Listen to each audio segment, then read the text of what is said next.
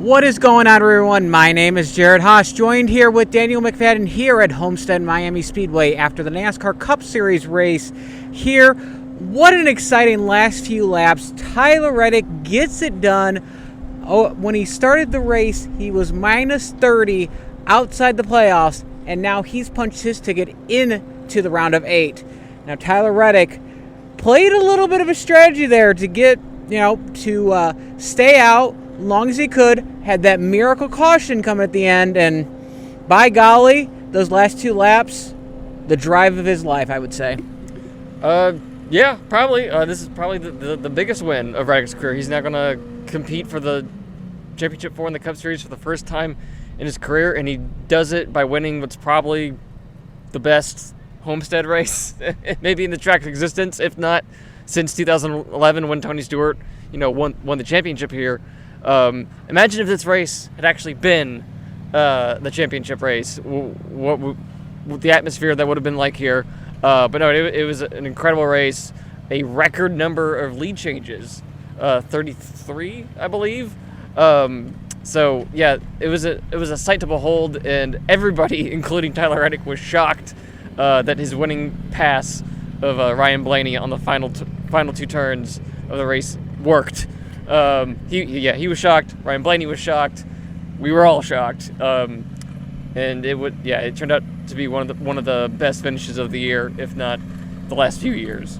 Also, too, this is the most green flag passes during a race, which far exceeded the previous record, which was set in 2016. Reddick, by about it's quite a bit. Yes, quite a bit of laps led, but Reddick gets it done. He's been undefeated so far when he's advanced in this championship format, 2 for 2 with the Xfinity Series championships in 2018 and 2019, but he had to get around 2 other drivers in those last few laps.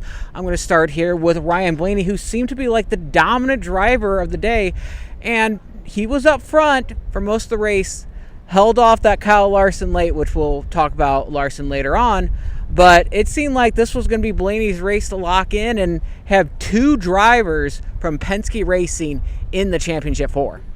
Yeah, it looked like his race to lose there for a little bit, but then he got in the traffic, and who came charging up from behind? Mr. Kyle Larson. And then who made everything go bad? Kyle Larson. with an attempt to pass both Blaney and Austin Dillon in the middle going to turn 3 in a hole that quickly disappeared. And then caution came out, reset the field, and then we had that final 7 laps to set up what we saw. But no, Blaney had a hell of a race, was close to joining his Team Penske teammate, Joey Logano, in the final 4. But no, he has one more race to do it at Martinsville, where he won last year in the same position. And he had the other driver as well, Denny Hamlin, who seemed like, he always has that. It's like, is he really going to be here? Is he not here?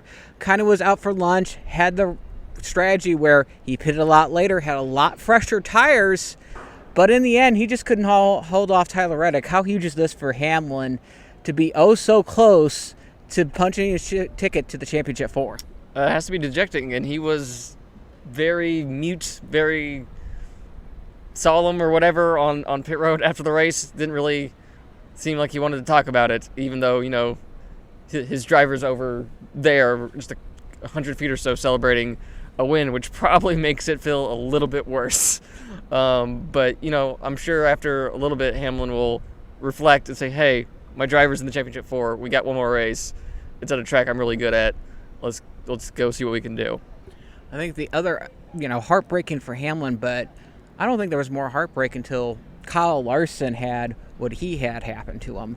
He was running down Ryan Blaney, as you made mention, tried to make that move around Austin Dillon, the lap car, and Ryan Blaney spun out, still was third, but had to fix the diffuser under the caution during the pit stop, lost a few laps, and now he's only 7 points below the cut line. He's outside.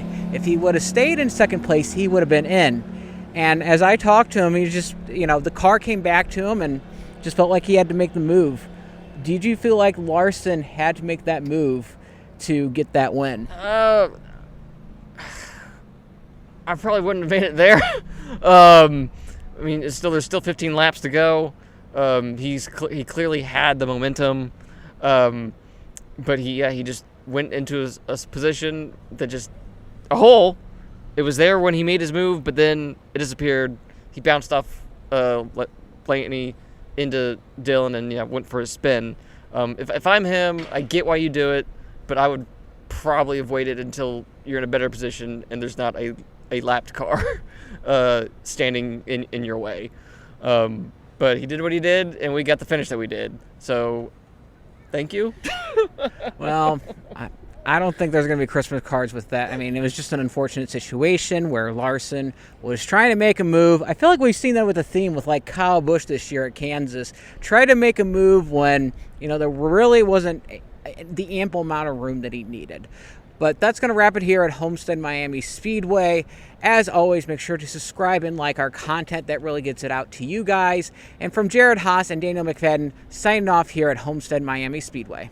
The Vivid EV Anthem is the essence of American spirit. Made with lithium battery technology, this neighborhood electric vehicle features vibrant colors, diamond stitch seats, and seats up to 6. It isn't just made in America, it's made for America. Steven Stump of Frontstretch.com here. Come back for more great racing videos, and if you like us, don't forget to hit that subscribe button.